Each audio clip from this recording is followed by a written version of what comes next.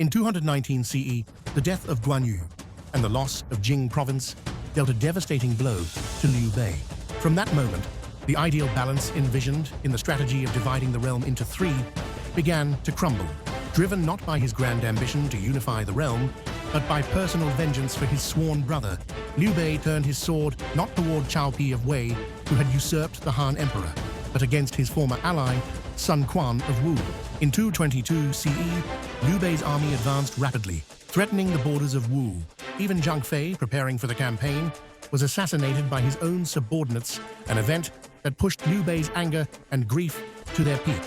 The novel Romance of the Three Kingdoms describes Liu Bei commanding an army of 700,000 or hundreds of thousands, but this is clearly an exaggeration for dramatic effect.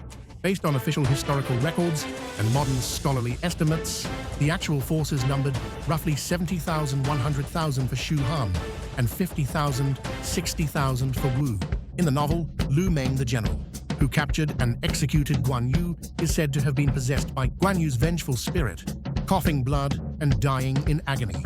This dramatic embellishment served to deify Guan Yu and offer readers a sense of poetic justice.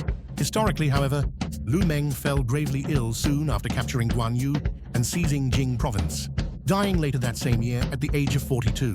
The novel also depicts Liu Bei capturing and executing Fan Jiang and Zhang Da, the men who murdered Zhang Fei early in the Yiling campaign.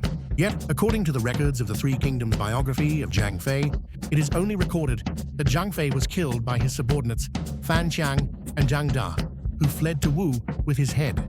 There is no mention of their subsequent fate, whether they were executed by Liu Bei or lived on in Wu.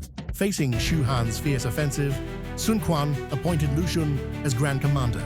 Lu Xun quickly perceived that Liu Bei's army was overstretched, exhausted, and struggling with long supply lines.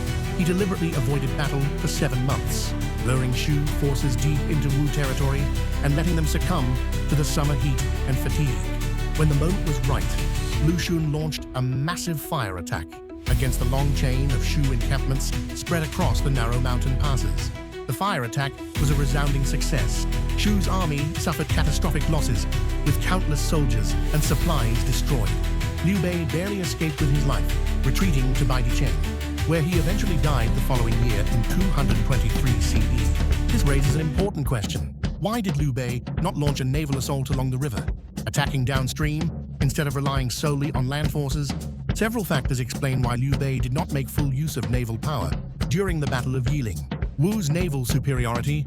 The Wu Kingdom was founded along the Yangtze River and had long specialized in riverine warfare, making its navy the most powerful and experienced among the three kingdoms. Shu's geographical limitations based in the mountainous Sichuan Basin, Shu Han excelled in land and mountain warfare. Though it had developed some naval forces after occupying Yi province, their scale and training were far inferior to Wu's veteran Jing province fleet. Lack of preparation, building a large naval fleet, required significant time and resources. But Liu Bei, driven by vengeance, launched the campaign hastily without sufficient preparation. Thus, rather than confront Wu's superior navy directly, Liu Bei chose to advance his main army along the riverbanks by land. In a report to Sun Quan, Lu Xun even noted that Liu Bei's failure to effectively coordinate his naval forces was a crucial weakness. Lu Xun initially feared that Shu might attack simultaneously by land and water, but once he realized Liu Bei relied solely on ground forces, he saw the limits of Shu's strategy. Liu Bei's decision to build a long chain of camps along the river was also a consequence of his weak navy. He had to rely on land routes for supply lines. Ironically, this very formation left his army vulnerable to Lu Xun's devastating fire attack, sealing his defeat. The Battle of Yiling marked a decisive turning point in the history of the Three Kingdoms. Wu, victorious, secured its hold over Jing province, stabilized its borders, and asserted dominance over Shu. For Shu Han, however, Yiling was more than a military defeat. It was a national tragedy that shook the very foundation of its state. According to historical records and modern estimates, Shu lost tens of thousands of soldiers, with most of its main army killed or captured. Liu Bei managed to retreat with only about 8,000 survivors to Baidicheng. The losses were not only numerical, but generational. The fallen soldiers represented the elite core of Shu's army, and much of the youth from Yi and Jing provinces. For a state with a small population, Such losses were nearly impossible to recover from. Even more devastating was the loss of Shu's second-generation leadership.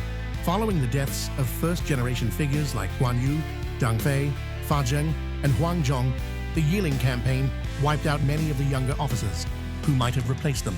This left a severe shortage of capable commanders in the years that followed, a void that became painfully evident during Zhuge Liang's northern expeditions.